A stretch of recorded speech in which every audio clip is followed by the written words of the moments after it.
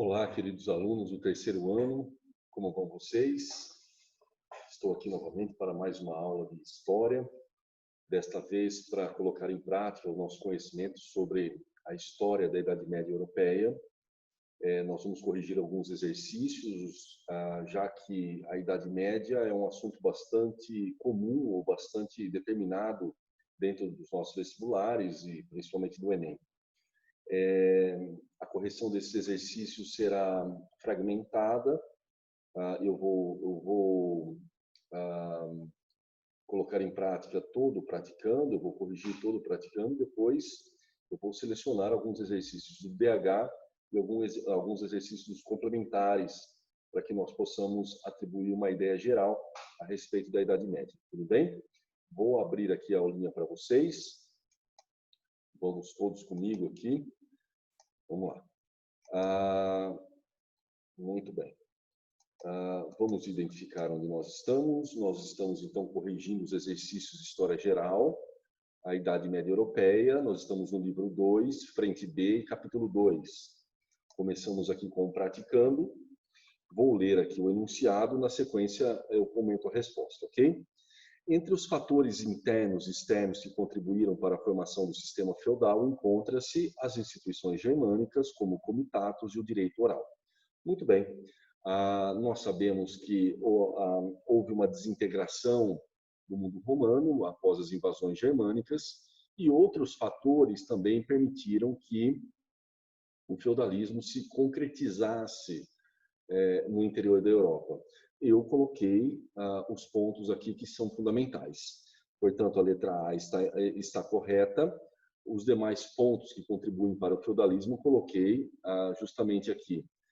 De origem românica, nós temos o colonato e a vila que vai se tornar o núcleo de produção, que nós chamamos de feudo, e o colonato é o sistema de trabalho, onde o servo ele fica atrelado à terra, ele fica vinculado à terra. Isso se dá de forma hereditária. Muito bem. Contribuíram também para a aceleração do feudalismo, a ruralização da economia e o domínio árabe-muçulmano do mar Mediterrâneo. Tudo bem, meninos? Segunda questão, há um poemeto aqui, um poema sendo descrito. Vou ler aqui para vocês o poema e depois o enunciado. Empunhando o durundal, a cortante, o rei tirou-a da bainha, enxugou-lhe a lâmina, depois cingiu-a em um sobrinho rolando. E então o Papa a benzeu. O rei disse-lhe docemente rindo: cinjo-te com ela, desejando que Deus te dê coragem e ousadia, força, vigor e grande bravura, e grande vitória sobre os infiéis. A qual ritual medieval se refere o texto? Qual o significado desse ritual? O ritual é a homenagem ou investidura dentro das relações de vassalagem e sucerania.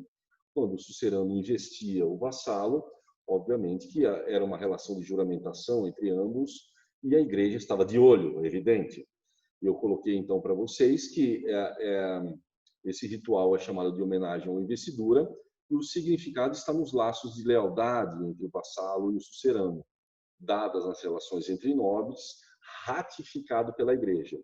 Obviamente que isso ficou conhecido como relação de vassalagem e sucerania. Terceira questão. Assinale verdadeiro ou falso nas sentenças abaixo sobre a Idade Média. As falsas. A segunda está errada. Vamos ver o quê? O processo de fragmentação territorial do Império Romano Germânico após a ascensão de Carlos Magno no século VIII foi decorrência da ruptura entre o Reino Franco e a Igreja. O Reino Romano Germânico é o Reino Franco, e a sua desintegração não se deu por uma ruptura entre Carlos Magno, o principal expoente entre os reis francos, que levou a essa desintegração. Pelo contrário, o seu filho, Luís o Piedoso, acabou por dividir o Reino Franco em 3 reinos para os seus 3 filhos. Isso gerou uma fragmentação não só territorial, mas também política e, sobretudo, militar. Nesse contexto, o Reino Franco acaba se esfalecendo a partir das invasões de outros grupos, como, por exemplo, os vikings, como, por exemplo, outros grupos germânicos que tomaram áreas específicas da Europa, e isso, obviamente, é um assunto muito interessante de ser comentado e de ser estudado, tá? Leiam, meninos. A quarta sentença também está incorreta. A escolástica, que será a aula que vocês assistirão amanhã sobre filosofia, nós vamos falar sobre a filosofia escolástica, na qual faz parte São Tomás de Aquino. A escolástica, principal método de ensino nas universidades medievais, previa o ensino filológico da Bíblia e recusava o recurso da filosofia antiga, considerada pagã e herética. Não, meus amigos. A filosofia escolástica terá o aporte da filosofia de Aristóteles. Grande parte das fundamentações da filosofia escolástica será derivada da filosofia de Aristóteles. Portanto, a filosofia de Aristóteles será adaptada aos desígnios cristãos e, obviamente, a própria escolástica. Tudo bem? Por isso, o seu erro. Passamos agora para o DH. No DH, eu selecionei algumas questões. Depois, se vocês quiserem tirar dúvidas sobre os demais, estou à disposição. Tá, meninos? A primeira questão ela é muito interessante. Você nota aqui relações servis, obviamente baseadas em um calendário. Esse calendário era um calendário, sobretudo, baseado nos aspectos naturais, no clima, nas estações do ano e assim por diante. Ok? Essas imagens compõem um calendário medieval e cada uma delas representa um mês, de janeiro a dezembro. Com base na análise do calendário, apreende-se uma concepção de tempo. Ok? A letra D está correta. É uma relação de tempo natural, expressa pelo trabalho realizado de acordo com as estações do ano. Ou seja, o tempo que nós demarcamos hoje, que nós viabilizamos hoje, é um tempo que se deu após a Revolução Industrial. O tempo da fábrica, cronometrado, contado, campainha para entrar, pé, campainha para sair, pé, campainha para almoçar e assim sucessivamente. É lógico que as escolas, né, meninos, usaram esse artifício do tempo da fábrica. Acabou a aula, pé, começou outra aula, pé. Que saco, né? Mas, enfim, durante o período medieval não se usava esse tempo que nós usamos hoje, essa fundamentação e essa fragmentação temporal que nós usamos hoje na sociedade industrial. Obviamente que os medievais usavam os aspectos naturais, o tempo natural, para designar época de plantio, época de colheita e assim sucessivamente. Okay? Vou pular para a terceira questão. Há aqui um texto, gostaria que vocês lessem o texto depois, e eu vou ler apenas o enunciado. Tá? O excerto permite afirmar corretamente que a Igreja cristã, durante o período medieval, ela tornou-se uma instituição do Império Romano e sobreviveu à sua derrocada quando as invasões dos bárbaros germânicos. Muito bem. A Igreja em Roma ela teve um aspecto muito peculiar. Até o século IV, o início do século IV, aproximadamente, os cristãos eram perseguidos. E apenas com Constantino que o cristianismo saiu da sua ilegalidade.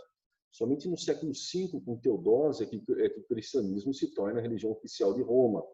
E com as invasões bárbaras ou germânicas, a partir do século VI, há uma união entre o reino franco e Clovis.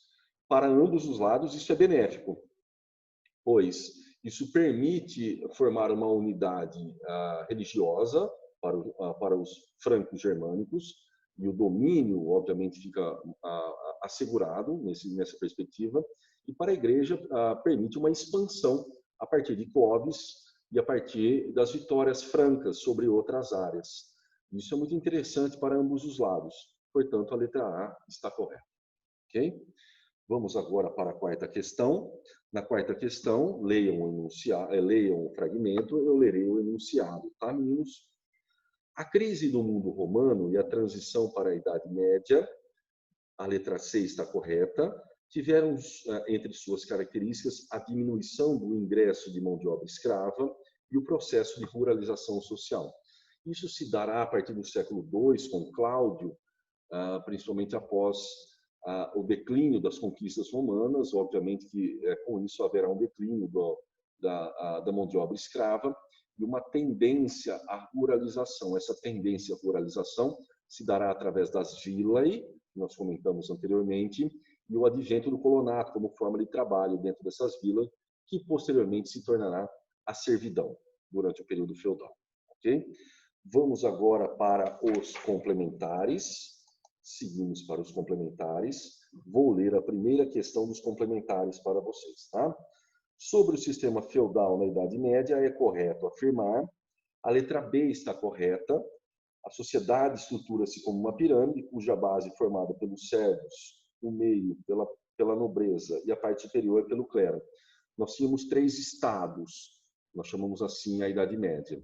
O terceiro estado era formado pelos servos e depois pela burguesia, nós veremos isso com o decorrer da história medieval. O centro era formado pelos nobres e a parte superior pelo clero, ou seja, o primeiro estado. Nós chamamos esses 3 estados de oradores, de laboratores e também,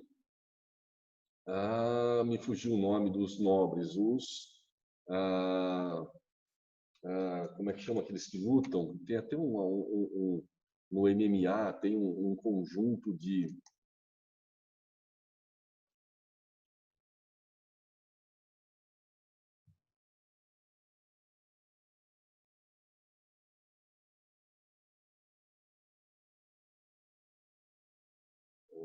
laboratores e